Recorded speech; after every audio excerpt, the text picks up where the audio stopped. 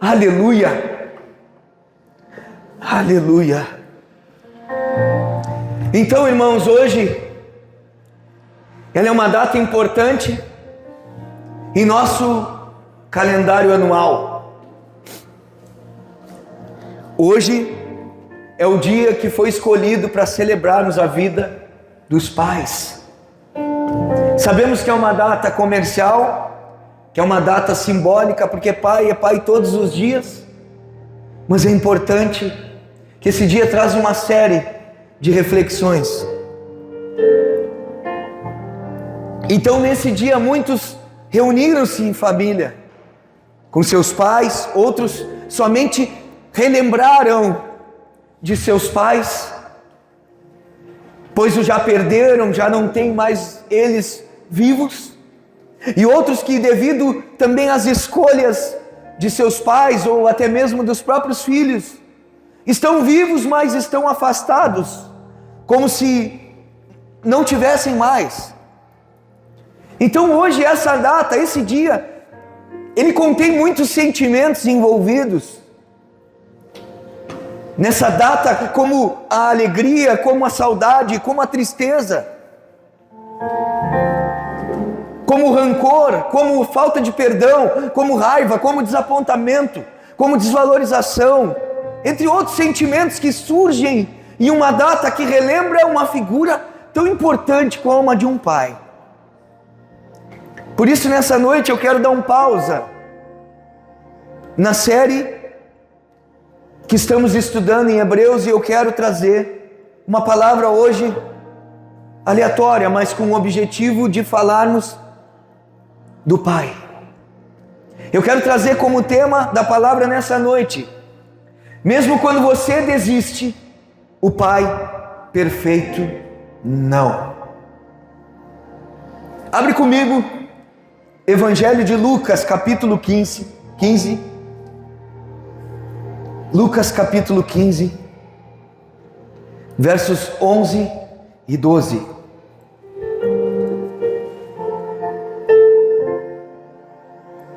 Diz assim as Santas Escrituras. Jesus continuou: um homem tinha 2 filhos. O mais novo disse ao seu pai: Pai, quero a minha parte da herança. Assim, ele repartiu sua propriedade entre eles. Essa parábola é a parábola conhecida como a parábola do filho pródigo. Antes dessa parábola, nós vimos, dentro do mesmo capítulo, no início, onde fala da ovelha perdida. Depois, logo adiante, fala da dracma perdida. E dentro desse mesmo capítulo, Jesus ilustra uma terceira parábola, que ele fala de 2 irmãos que estavam em uma casa, que viviam com o mesmo pai. E diz que o texto expõe diretamente que haviam 2 filhos, o filho mais novo e o filho mais velho. A palavra de Deus, ela não traz o nome deles, mas ela traz um indício, e sempre dessa forma, do mais novo e do mais velho. O mais novo, o filho pródigo; o mais velho é o que ficou na casa. E diz que esse filho mais novo, ele tem um momento que ele pede a herança, e tem aquele que fica e permanece na casa. Aquele filho mais novo, ele diz: Pai, eu quero a minha parte da herança. Esta ação, ela era socialmente inaceitável na cultura judaica daquela época. Por quê? Porque significava que o filho, ele considerava o pai como morto. Quando ele fazia esse pedido, ou pedir a herança, quando o pai estava vivo, isso tinha o significado de que ele considerava aquele pai como morto. E assim ele demonstra que ele desejava a independência financeira, ou seja, desrespeitando, cortando aquele laço emocional que ele tinha com o pai. Assim como muitos hoje, muitos filhos que já pediram a sua herança. De que forma? Desrespeitando seus pais. Com laços emocionais cortados. Da mesma forma, também por outro lado, existem pais que concederam, que abriram mão da sua herança, que são o quê? Os filhos abriram mão daquilo que a palavra de Deus diz, os filhos são herança do Senhor. E de uma forma espontânea, ambos os lados, muitas vezes cometem essas escolhas, rompendo relacionamentos, deixando de se importarem, de importarem-se com os seus filhos, e passam a viver, continuam a sua vida, a sua jornada, como se os filhos ou seus pais já não mais existissem, como se eles já estivessem mortos. E eu posso dizer para você que esse é um sentimento muito duro, esse é um sentimento muito difícil de lidar, porque muitos de nós são egoístas, orgulhosos, muitos de nós pensam somente em si. E quando nos deparamos em um relacionamento entre pai e filho, a coisa muda, já não passa a ser só um. É que nem a gente fala, quer tratar realmente um homem, coloca ele dentro de uma relação. Coloca o homem dentro de uma casa junto de uma mulher, ou coloca essa mulher dentro da casa junto de um homem, vai tratar orgulho. Vai tratar a vaidade, vai tratar, muitas vezes, a soberba e tantas outras coisas. O egoísmo. E assim é também o relacionamento quando o marido e a mulher decidem ter um filho. Eles escolhem, eles desejam, eles sonham, eles projetam esse filho, mas muitas vezes não contabilizam o nível de renúncia que vai precisar ser feito.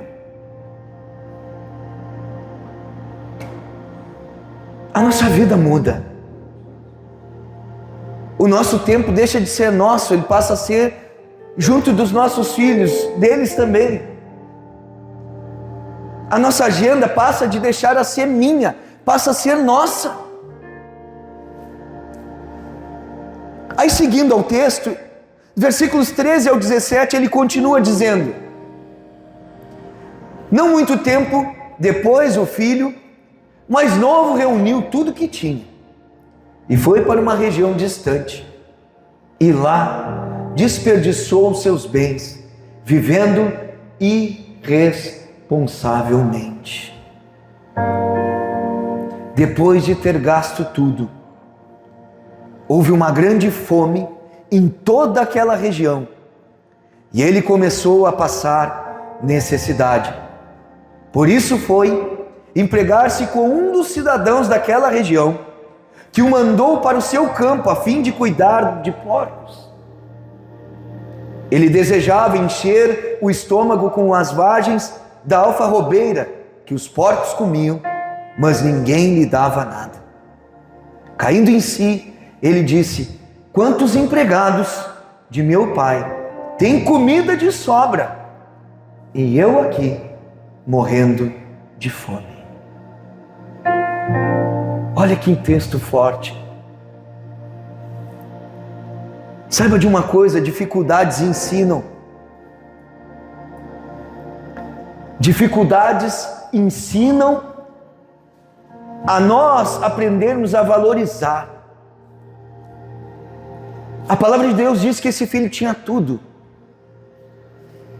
Tinha tudo ao seu dispor. É como se a palavra de Deus estivesse dizendo aquela frase que nós costumeiramente dizemos: tinha casa, comida e roupa lavada. E por vezes, quando nós somos jovens, nós estamos loucos pela nossa independência. É verdade ou não é, irmãos? Louco para ficar maior de idade, para poder constituir a sua casa, o seu lar, sua família, tudo bem. É bom, é louvável. É certo sair da barra da saia da mãe. É certo o homem, ele sair da dependência do seu pai. Não ter mais aquele pai, aquela mãe para monitorar, para controlar. Só que o que não é lembrado, e o que também acontece é que quando sai, o pai também não tem mais obrigação de o sustentar.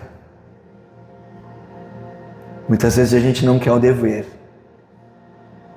A gente não quer o ônus, a gente quer o bônus. Então esse filho, ele começa a cair em si. Ele tinha muito mais do que o direito de uma simples herança. Ele tinha um pai. Diga comigo, um pai. Um pai que o amava. Um pai que o protegia. Um pai que supria suas necessidades.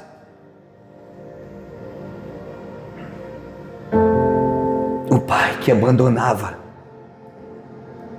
a sua própria vontade para muitas vezes agradar o filho. Assim como muitos hoje abandonam a casa do pai. Deixa eu explicar. Porque a palavra de Deus, ela vai dizer que nós somos o templo. Nós somos a morada do Espírito. Mas nós temos um lugar que nós nos reunimos como igreja, que é uma casa onde nós estamos protegidos. A igreja é o lugar, como o pastor Igor começou falando, é um lugar como se fosse uma arca, um lugar onde a água havia, um lugar onde não havia algo sólido, algo que pudesse realmente ficar ali, e dentro havia uma arca onde eles estavam seguros. A igreja também é um lugar onde nós temos a segurança do Pai. Estamos dentro de um lugar onde sentimos-nos, estamos blindados, protegidos por Ele. Então muitos hoje fazem como esse filho pródigo. Eles abandonam a casa do pai, a casa, a segurança, o lugar onde tem vida.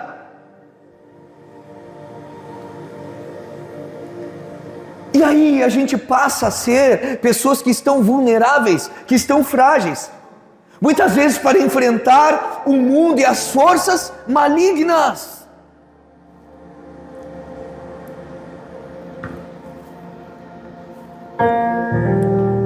Interessante que esse filho, ele vai e chega diante de um cenário que ele entra em dificuldades. E ele, impulsionado pela fome e pela necessidade, o que ele faz? O filho, ele aceitou um trabalho que era inaceitável, que era uma ofensa, que era ofensivo para qualquer judeu que fosse justo. Porque os porcos, eles eram impuros segundo a lei. E Jesus ainda está em um cenário onde a lei vigorava, onde a lei ainda estava realmente tendo o seu teor e o seu vigor condenatório, condenativo. Sei lá qual é o certo, condenatório, acho. Vou ficar com o primeiro. É isso aí. Então, Levítico 17 vai dizer, 11:7 vai dizer sobre isso. Sobre a questão dos porcos, que eram animais impuros. Então, é isso que acaba acontecendo com aqueles que estão, muitas vezes, afastados do Pai. Eles começam a fazer coisas inaceitáveis, como esse filho mais novo. Quando ele estava na segurança, na proteção do Pai, ele estava em um lugar onde ele tinha uma direção, onde ele estava protegido pelos ensinamentos e pela direção do seu Pai. Quando ele sai daquele lugar por livre e espontânea vontade, ele vai para o mundo, ele gasta o seu dinheiro, e diz a palavra que vem o quê? Uma grande fome. Ei, deixa eu falar uma coisa para você. Aprenda. O que eu vejo aqui? Esse homem tinha dinheiro e ele botou tudo fora. Veio uma crise, veio uma fome e ele precisou comer comida dos porcos. Muitas vezes os filhos, muitas vezes nós queremos ter independência, só que não sabemos administrar o que temos e passamos dificuldade. Deixa eu falar uma coisa, já tire um aprendizado sobre isso. Aprenda. Não reter no sentido de ser avarento, mas guardar alguma coisa para os dias difíceis. Aí ele continua no versículo 18 e 19. Eu me porei a caminho e voltarei para a casa de meu pai. E lhe direi: Pai, pequei contra o céu e contra ti. Não sou mais digno de ser chamado teu filho. Trata-me como um dos teus empregados. Olha só, se deparou com uma situação terrível que trouxe o quê? Fez ele pensar, fez ele refletir, ele reconheceu a sua miséria. Só que note que ele reconhece que precisava voltar para o pai. E voltar a Deus, ao Pai, antes de tudo. O que eu quero dizer com isso? Primeira coisa é que ele reconheceu que ele estava longe do Pai. Tem pessoas que muitas vezes elas pegam e começam a dar errado no mundo, elas querem voltar para a igreja, porque tinham benefícios, tinham ajuda dos irmãos, tinham muitas vezes a força que um irmão do lado dava. Não. Esse homem ele entendeu, eu não volto por isso, eu estou voltando porque eu preciso voltar para o Pai. Voltar a Ele antes de tudo, antes de voltar à igreja ou de voltar aos amigos cristãos. Ou também as funções ou as atividades na igreja. Tem pessoas que se preocupam e querem voltar muitas vezes, e a preocupação delas é servir. Motivação errada. O serviço é o que? É a resposta da minha salvação. Eu não sou salvo pelas obras, mas todo salvo pratica obras. Quando eu estou com o Pai, quando eu estou realmente nele, o que eu vou fazer, irmãos? Eu vou servir.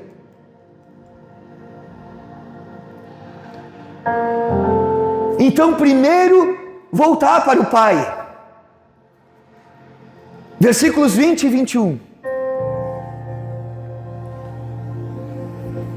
A seguir, levantou-se e foi para seu pai. Estando ainda longe, seu pai o viu e, cheio de compaixão, correu para seu filho e o abraçou e beijou. O filho lhe disse: Pai, pequei contra o céu e contra ti. Não sou mais digno de ser chamado teu filho. Olha que interessante. O pai estava à espera. O pai perfeito, pastor Igor, que é Deus, ele nunca havia desistido do filho. E esse filho volta arrependido.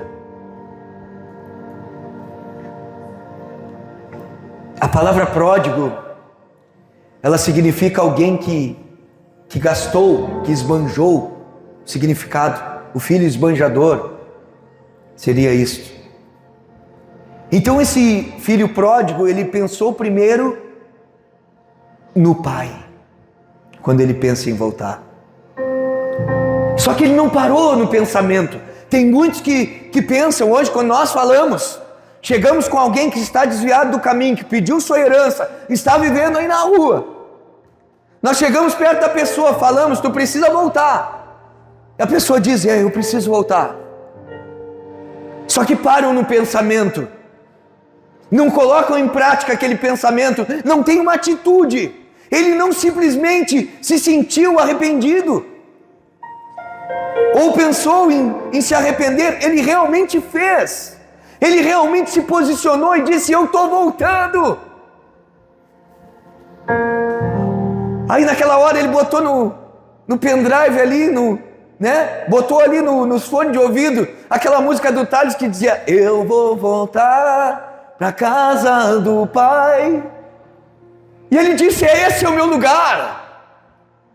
Esse é o lugar onde eu não deveria ter saído. Esse é o lugar de proteção. Esse é o lugar onde eu estou diante do Pai perfeito, daquele que não erra.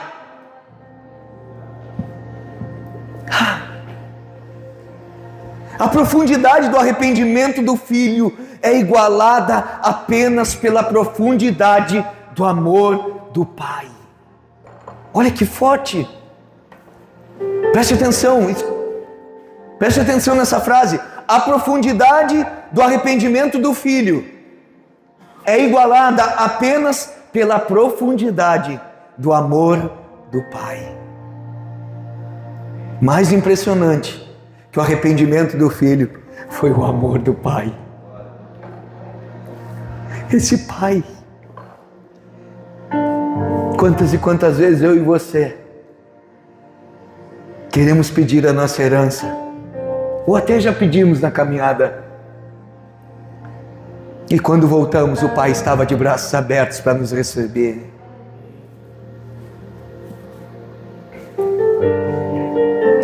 Em um relacionamento de pai e filho, precisa haver perdão, precisa haver arrependimento, precisa haver reconhecimento. É isso que a palavra ensina. Então você pai, você filho, não há como ficar de mal com seu pai, de mal com seu filho. Você é cristão, eu sou cristão, precisamos obedecer a palavra. A palavra diz que o Pai, Ele perdoa. Se o nosso Pai, que é tão perfeito, qual o modelo perfeito de Pai? É o nosso Deus, e Ele perdoa a todo aquele que se arrepende, irmãos. Versículos 22 ao 24. Mas o pai disse a seus servos: depressa, tragam a melhor roupa e vistam ele, ou nele. Coloquem um anel em seu dedo e calçados em seus pés. Tragam um novilho gordo e matem-no. Vamos fazer uma festa e comemorar. Pois este filho estava morto e voltou à vida. Estava perdido e foi achado. E começaram a festejar.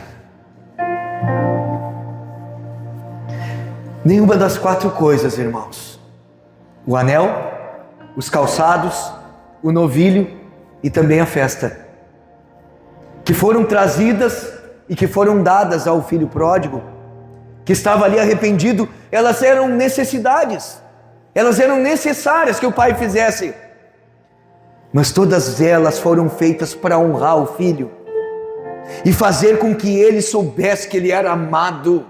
Te coloco no mesmo lugar, na mesma posição, eu te restabeleço no lugar onde tu nunca deveria ter saído. O pai fez muito mais do que apenas atender às necessidades do filho. Eles fizeram uma festa maravilhosa, com roupas especiais, aquelas becas. Quem comprou uma roupa nova? Vende roupa nova que hoje meu filho está voltando. Bota essa aí que tu ganhou dos teus filhos hoje. Toma. E tá bonito?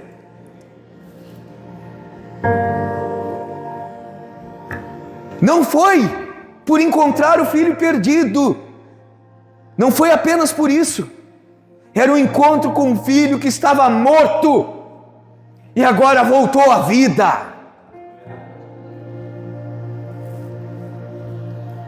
A forma como o Pai perfeito Ele ensina, ela deve ser aplicada pelos pais, aqui por mim com os meus filhos, por você com os seus filhos.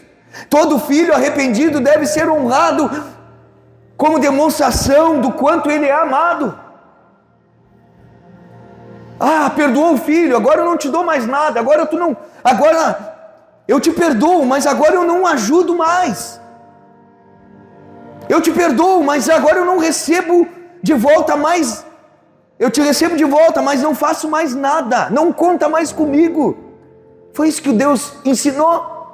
Foi isso que o Senhor falou? Não, Ele disse, eu vou preparar o melhor para ele. Eu vou restabelecer ele no lugar onde não é por merecimento. E deixa eu falar uma coisa, a honra que Deus faz, fala de quem Ele é. Honrar alguém e colocar ela no seu lugar, não está falando da pessoa por merecimento, fala de quem você é. Honrar as pessoas fala de mim, muito mais do que delas. Devocional da semana, para quem não viu, era para ter escutado. Tem todos os dias um devocionalzinho ali para participar, irmãos. Vamos edificar nosso corpo, nossa vida espiritual, o corpo de Cristo. É interessante. Não é obrigação, mas é uma convocação. É quase isso. Todos são convocados a participar. Sabe o que é convocação? É quando não pode dizer não. É quase a mesma coisa. Amém? Trate isso com amor, irmãos. É algo preparado para nós. É uma palavra do Pai todos os dias. Do Pai perfeito. Do Pai que realmente se preocupa com os filhos e que honra a todos eles. Versículos 25 até o final. Diz assim: enquanto isso, o filho mais velho estava no campo. Quando se aproximou da casa, ouviu a música e a dança. Então chamou um dos servos e perguntou-lhe o que estava acontecendo. Este lhe respondeu: seu irmão voltou e seu pai matou o novilho gordo, porque o recebeu de volta são e salvo. O filho mais velho encheu-se de ira e não quis entrar. Então seu pai saiu e insistiu com ele. Mas ele respondeu ao seu pai: olha, todos esses anos tenho trabalhado como um escravo ao teu serviço e nunca desobedeci às tuas ordens. Mas tu nunca me deste nenhum cabrito para eu festejar com os meus amigos. Mas quando volta para casa com esse seu filho, que esbanjou os teus bens com as prostitutas, matas o novilho gordo para ele. Disse o pai: meu filho, você está sempre comigo e tudo o que tenho é seu. Mas nós tínhamos que comemorar e alegrar-nos, porque esse seu irmão estava morto e voltou à vida. Estava perdido e foi achado. Agora aparece o filho mais velho na história. Aparece na cena. As suas palavras, as suas atitudes, elas mostram aqui como estava o seu coração. Esse filho mais velho, ele não estava feliz que o irmão foi recebido tão alegremente. Ele reclamou e recebeu isso com um insulto à sua obediência e também à sua fidelidade. O irmão mais velho era pouco apreciador de tudo o que tinha. Todos os dias ele tinha a companhia do seu pai. E além disso, a abençoada harmonia do lar. Vivia cercado pelo amor do seu pai, e tudo o que o pai tinha era dele. Sabe, irmãos, isso aqui é uma marca. No filho nós encontramos a marca dos orgulhosos. No filho mais velho nós encontramos a marca dos hipócritas. No filho mais velho nós encontramos aqueles que parecem realmente que são filhos, que estão vivendo a paternidade do pai, desfrutando das bênçãos que são liberadas a todo aquele que realmente é um filho verdadeiro.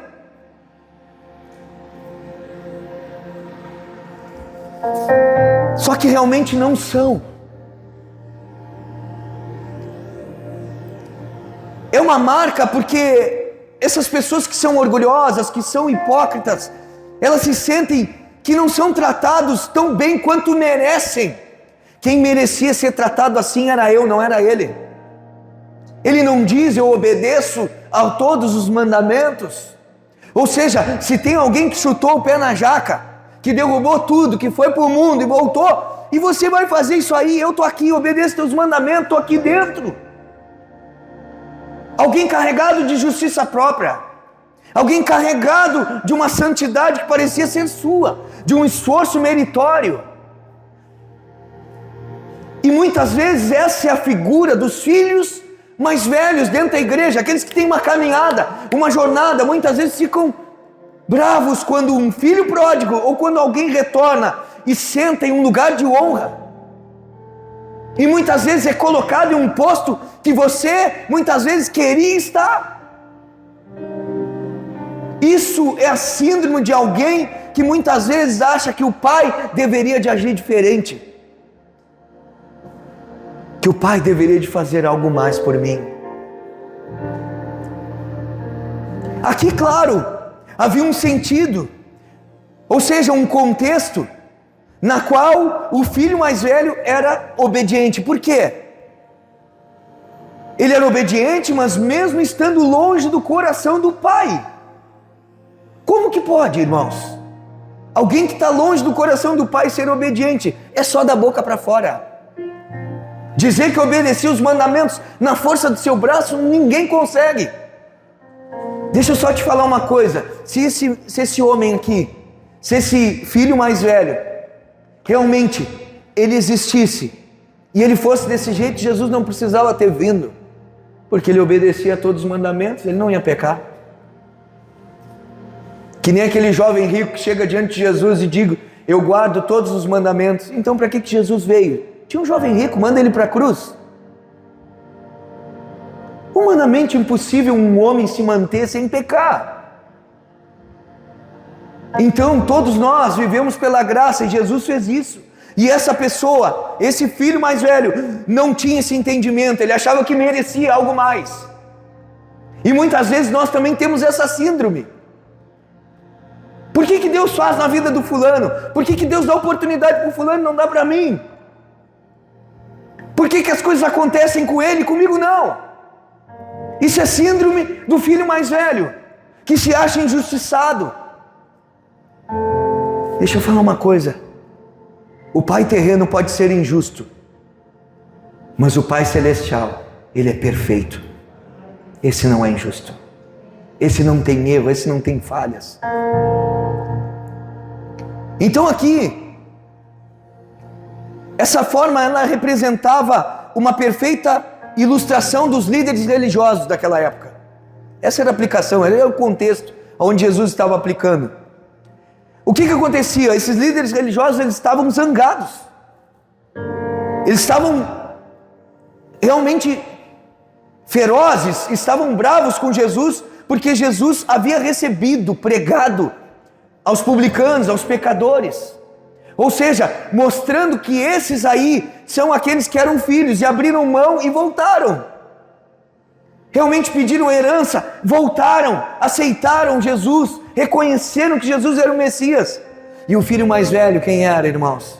Era esses religiosos, que se achavam como merecedores de tudo, que guardavam os mandamentos, que viviam como tais. Só que verdadeiramente seu coração estava longe do Pai. Quem é você? Quem sou eu? Pior do que pedir a herança, ir para o mundo, voltar, é aquele filho que nunca tem intimidade com o pai, dentro da própria casa. Essa história ela revela a possibilidade de viver na casa do pai e de falhar ao compreender o coração do pai. Será que você conhece o coração do teu pai? Se você conhece, você não vai ficar de piti, você não vai ficar brabinho, você não vai entrar em crise quando Deus, Ele muitas vezes permite você ficar sem nada e dar para o outro. Só que eu gosto de trazer uma alusão, porque parece injusto. Tem pessoas que dizem: eu queria ser assim, eu quero fazer isso, eu quero ser dessa forma, eu quero cumprir isso aqui que Deus tem para a minha vida, mas nunca saem da cadeira, nunca saem do seu sofá, da sua casa, nunca renunciam os dias da sua semana para buscar isso. E quando pessoas alcançam, quando pessoas estão vivendo, muitas vezes as pessoas dizem: pô, mas eu estou tanto tempo, há tanto tempo está acontecendo isso, eu estou nessa caminhada e comigo não acontece, por quê? Será que Deus é que é injusto ou você que é justo demais? Você é justo? Você é mais justo que Deus? Eu sou mais justo que Deus. Queremos coisas, mas não queremos pagar preço. E pagar preço não é para salvação, amém? Ninguém paga preço para salvação. Salvação é de graça, mas agora todo aquele que é salvo mantém uma perseverança. Mas existe algo que eu e você precisamos renunciar. Porque senão, Jesus tinha dito assim: passem pela porta estreita e acabou tudo. É isso que ele fala na palavra? Entrai pela porta estreita e andai pelo caminho. Vamos ler a Bíblia, hein? E aí? Caminho, irmãos? Qual o caminho depois da porta? Caminho estreito. Passou a porta, vem o quê? Um caminho estreito. Então não acabou, existe ainda uma renúncia, existe ainda realmente a gente abrir mão do nosso eu, do nosso querer, da nossa vontade. Se eu perguntar nessa noite, quantos querem cumprir o que Deus tem para a tua vida? Todo mundo vai levantar a mão. Falar daqui não adianta. Por isso que a palavra de Deus diz: seja o teu falar sim, sim, e não, não. O sim de boca tem que estar alinhado com o sim de coração. O não de boca tem que estar alinhado com o não de coração. Não adianta falar aqui e aqui dentro não querer. Muitos de nós falam: agora eu vou romper, agora é assim, agora deu, agora eu vou cumprir o que Deus tem na minha vida, agora eu não vou mais ser essa pedra de tropeço, eu vou me colocar realmente. Só que é daqui. Olhe para você. Será que você não está na síndrome do filho mais velho? Que se acostumou a estar na casa do pai, mesmo sem relacionamento com ele. A estar na casa do pai, mesmo sem entender a vontade, sem viver, sem desfrutar do que ele já liberou, do que ele já nos deu. Será que nós estamos entendendo o que é vida cristã? Essas mesmas coisas, elas acabam acontecendo na igreja. Mas não só na igreja, também em casa. Muitas vezes, irmãos que competem, que disputam, que ao invés de alegrarem-se com o crescimento do outro, se entristecem. Acontece dentro de casa, com os filhos, e acontece na igreja com os filhos. Só que eu e você precisamos, como filhos, fazer o que vemos o pai fazer. E o pai, ele faz o quê? Ele fazia o que via Deus fazendo. Então, ele amava, ele tinha misericórdia, ele perdoava, ele muitas vezes lançava palavras de ânimo para as pessoas, dizia para ela, para a pessoa que era pega muitas vezes no ato de pecado, perdoava ela e dizia: agora vai e não peques mais. Quantas vezes a gente vem de um contexto que dentro da nossa casa, aqueles que têm irmãos acostumaram a dizer: ah, mas o pai está fazendo coisa mais para o humano do que para mim. Ah, porque a mãe faz mais isso. A gente vem de um contexto que a gente vive comparando e vive achando que a gente é injustiçado. E a gente traz isso para dentro da igreja e a gente faz isso muitas vezes no nosso convívio. Ah, mas o fulano tem mais oportunidade que eu. Já parou para analisar se tu tem a mesma disposição do fulano? Já parou para analisar e olhar friamente se tu realmente tem o chamado do fulano? Já parou para analisar realmente se tu está disposto a realmente a renunciar a tua vida para ser um discípulo de Jesus que o fulano está querendo? É isso. É simples assim. A gente quer ser Alguém que agrada a Deus, mas não tem disposição. É aquilo que eu falo, não adianta me dizer, eu estou disponível, pastor, mas não tem disposição.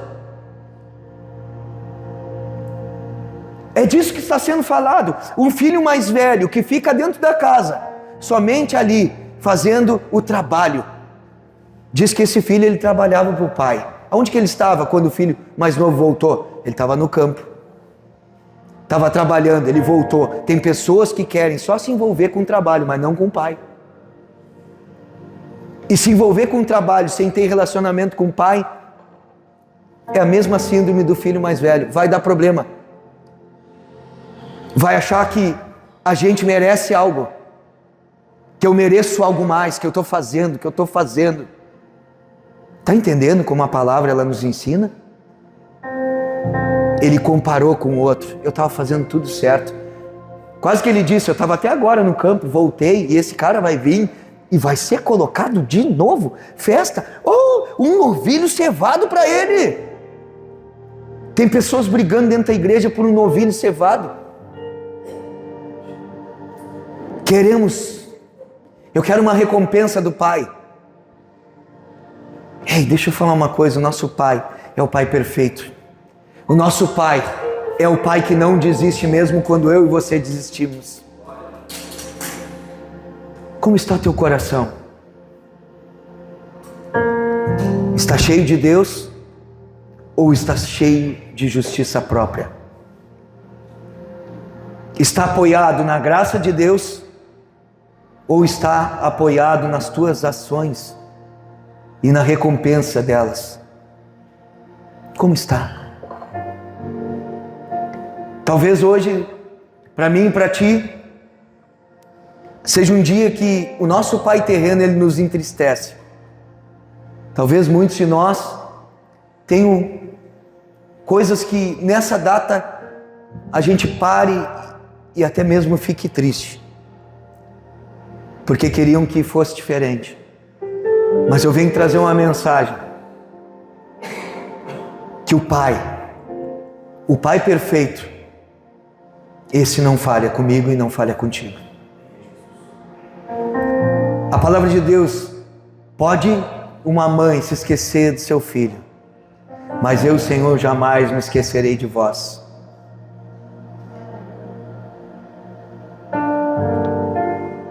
Pode um pai, muitas vezes, não agradar você, e ter errado, e ter até mesmo abandonado a tua vida, mas o Senhor é aquele que não nos abandona, irmãos.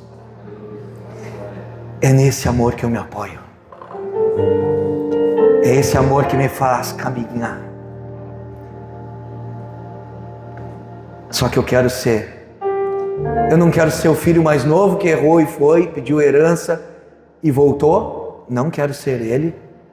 Eu também não quero ser o filho que fica dentro da casa. Sabe quem que eu quero ser? Eu quero fazer como o terceiro filho que está na parábola. Como assim, pastor? O que está contando ela. Eu quero ser como Jesus, o filho perfeito, aquele que é modelo, que é exemplo. Que esse seja o teu desejo de ser como esse filho que foi obediente ao Pai até a morte de cruz. Nem que seja necessário renunciar dia após dia para viver esse propósito. Que essa seja a tua disposição. Em nome de Jesus. Vamos ficar de pé.